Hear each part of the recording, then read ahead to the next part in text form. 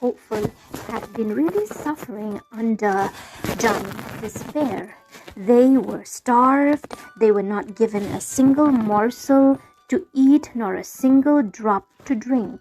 They were also beaten black and blue by the giant, and they had to live in that stinking dungeon which is totally dark.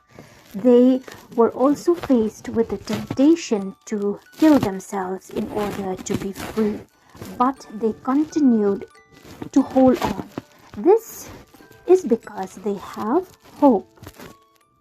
Mrs. Diffidence told her husband that one reason why they are still alive is because they have hope. I fear, said she, that they live in hopes that someone will come to relieve them, or that they have picklocks about them by the means of which they hope to escape. And sayest thou so, my dear, said the giant, I will therefore search them in the morning. It is true that the reason which keep them alive is hope.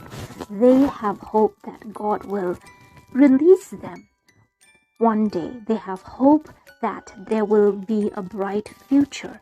Hope enabled them to carry on. Well, on Saturday about midnight, they began to pray and continued in prayer till almost the break of day. Christian and hopeful stands for ordinary human beings. We see that they have been imprisoned since Wednesday, but they started praying on Saturday. When all else was lost, when they have tried all other means and it did not work, they started praying. So also with human beings, whenever someone is sick or is having a difficult problem, they would try to search for doctors, they would try to search for someone to solve their problems. Only when none of these things work would they start praying. Actually, praying should be something that should be done right at the beginning. But we are human beings and we make mistakes and we tend to forget. We will see what happens to Christian and hopeful after they started praying.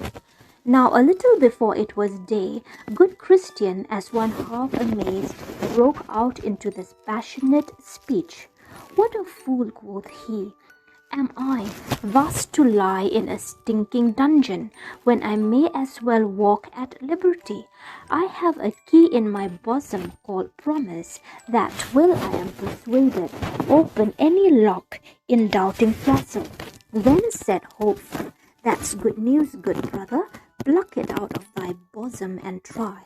Then Christian pulled it out of his bosom and began to try at the dungeon door, whose bolt, as he turned the key, gave back, and the door flew open with ease, and Christian and Hopeful both came out. Then he went to the outward door that leads into the castle yard, and with his key opened that door also. After that he went to the iron gate, for that must be opened too. But that lock went desperately hard, yet the key did open it. Then they thrust open the gate to make their escape with speed. But that gate, as it opened, made such a creaking or a noise that it waked Giant Despair, who, hastily rising to pursue his prisoners, felt his limbs to fall, for his fits took him again, so that he could by no means go after them.